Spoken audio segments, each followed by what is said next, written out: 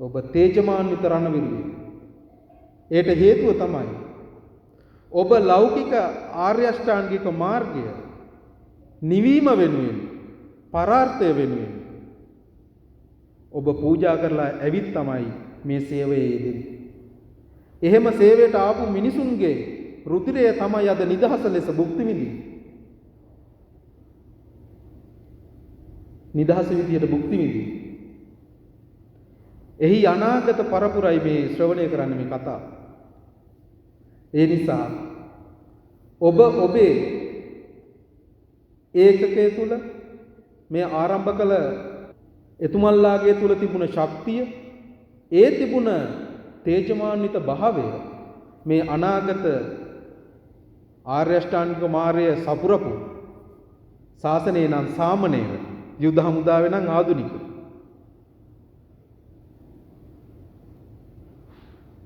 අපිට උපසම්පදාවල අත් වෙනවා. සාමණේර කාලයෙන් පසු උපසම්පදාත් වෙනවා. ඔබට පුහුණු කාලයෙන් පසුව ආධුනික ස්වභාවය මොන වෙනවද?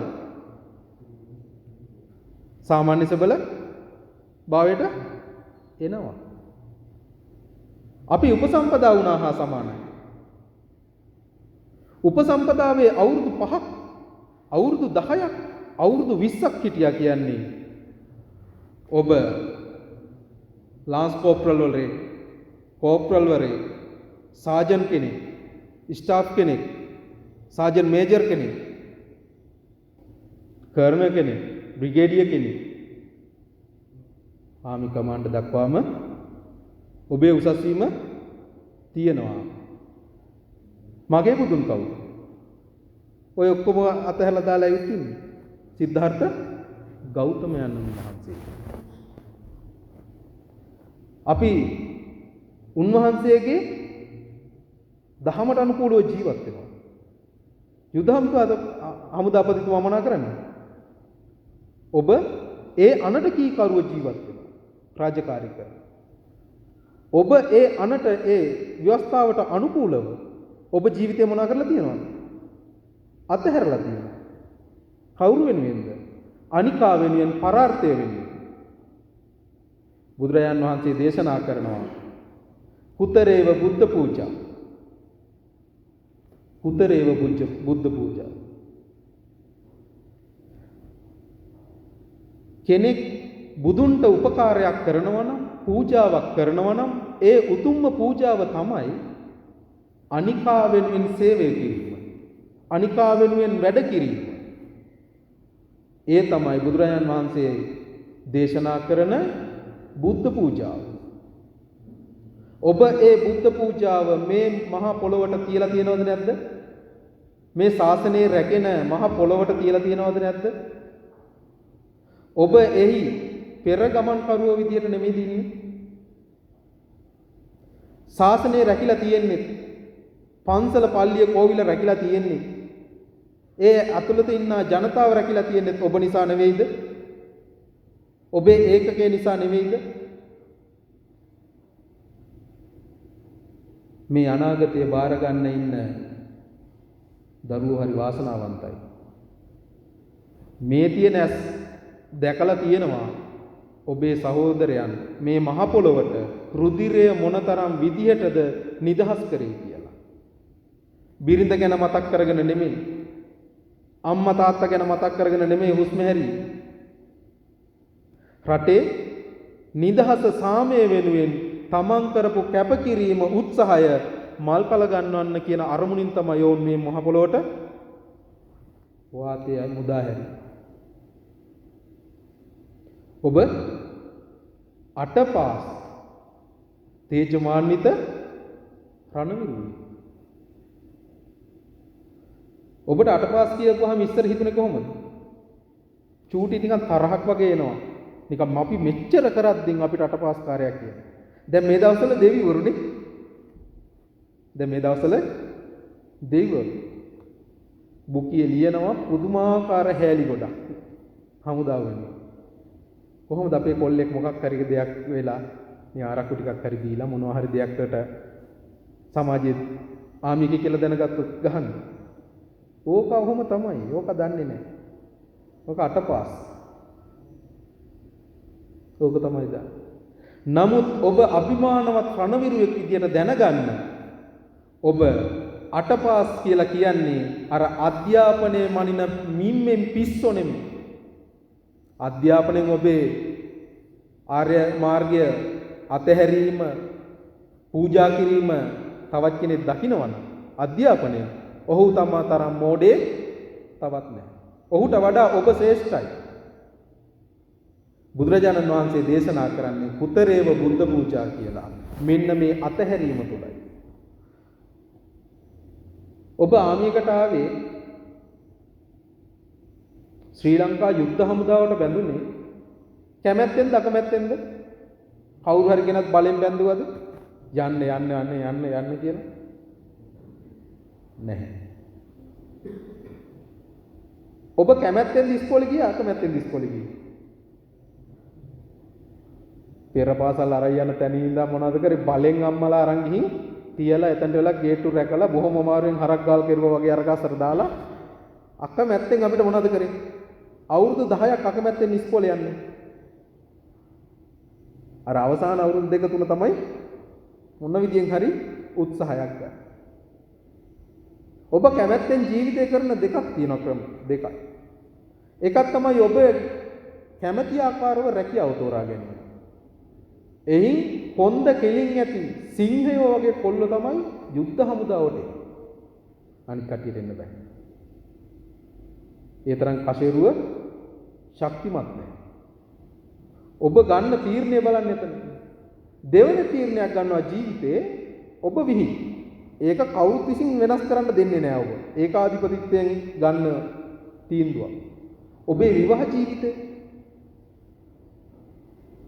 ඔබ යුද හමුදාවට බැඳෙන එකත් ඔබේ තනි තීරණයක්. ගෙදරින් කැමැත් දෙමාපියන්ගේ කැමැත්ත ඇතිව ඇවිත් යුද හමුදාවට බැඳුණු කවුද ඉන්නේ? ඔය දරුවන්ගේ කවුරු හරි ඉන්නවද? අම්මයි තාත්තයි දෙන්නම කැමති අනේ ගිහින් බැඳෙන්න කියපු කවුරු හරි? නෑනේ. හරි අකමැත්තේ. නමුත් ඔබේ කැමැත්තෙන් ඇවිත් ඉන්නේ මොනා කරන්නද? තනි කැමැත්තට. ඒ තනි කැමැත්ත කියන එක පුතේ ඔබේ තියෙන පුදුමාකාර ශක්තියක්, ඉවසීමක්, දරා ගැනීමක්, එයට අභියෝගයට මුහුණ දෙන්න පුළුවන් ශක්තියක් ඔබ තුල තියෙන බව ඔබ දන්නවා. ඒ නිසා තමයි මාස 3ක් 4ක් 5ක් ඉතා දුෂ්කර පුහුණුවක් නේ ලබන්නේ. ඔබ ඒ තීන්දුව ගත් එක හරි පුතේ. තව තීන්දුවක් ගන්නවා අපි ජීවිතේට ඉතා වැදගත්. ඒක ගන්නෙත් තනි තීරණයකට. ඒක තමයි විවාහ ජීවිතය. 60%ක්ම තියෙන්නේ තමන්ගේ කැමැත්තට කරගන්නා වූ විවාහ ජීවිතයක්. ඒ ජීවිත හරියන්නත් පුළුවන්, වර්ධින්නත් පුළුවන්. වැරදිලා තියෙන්නත් පුළුවන්, වර්ධින ඉදිරියට තියෙන්නත් පුළුවන්. මේ වෙලාවේ වර්ධෙමින් තියෙන්නත් පුළුවන්. නමුත් ඔබ එදා ගත්ත ඒ තනි තීරණය ඔබගේ ඒ විවාහය අවසාන මොහොත දක්වා ඔබ ආරක්ෂා කරනවා. ඔබේ රැකියාව ආරක්ෂා කරගන්නවා හා සමානවම ඔබේ විවාහ ජීවිතයත් ඔබ එතනට ගෙනියනවා. සමහර වෙලාවට ඔබේ දෙවනුවට ගන්න තීන්දුව අතහැරලා දානවා. එහෙත් ඔබ ඔබේ පළවෙනියෙන් ගත්ත තීන්දුව අතහැරලා දාන්නේ අවුරුදු කීයක්ද? 20ක්, 25ක්, 22ක් ඊටත් වඩා වෙන්න පුළුවන්. සාමාන්‍යයෙන් අවුරුදු 50 55ක් වයස පිරෙනකම් විවාහ ජීවිතය අතහැරලා දාලා තියෙන්න පුළුවන් ඔබ දෙවෙනියට ගත්ත තීරණය. නමුත් ඔබ තරුණයෙක් විදිහට, කොළු ගැටයෙක් විදිහට, ඇතෙක් විදිහට, ශක්තිවන්තයෙක් විදිහට කඟ වේනා වගේ ගත්ත පළවෙනි තීරණය යම් තැනකදී කෙනෙක් වෙනස් කරලා ඉවත් වෙලා යනවා නම් ඔහුගේ දරා ගැනීමේ ශක්තිය ඉවරයි. ඔහුගේ ඉවසීමේ ශක්තිය ඉවරයි. ඔහුගේ නිවන් මාර්ගය ඉවරයි. ඔහුගේ සම්පූර්ණම ලෞකික ආර්ය අෂ්ටාංගික මාර්ගය ඉවරයි. ඔබ හෙට මේ යුද හමුදාවෙන් ඇබ්සන්ට් වුණොත්, ඉවත් වුණොත් ඊළඟ මාසේ වෙනකන් ඔබට පඩියෙන් ජීවත් වෙන්න පුළුවන්. සිගරට් එකක්, අරක්කු ටිකක්, මස් කෑල්ලක්, බත් ටිකක් ඕනම දෙයක් විඳින්න තියෙන දෙයක් කරන්න පුළුවන් ඔබ ඊළඟ මේ මාසේ ඇබ්සන්ට් වුණොත් ඊළඟ මාසේ වෙනකම්.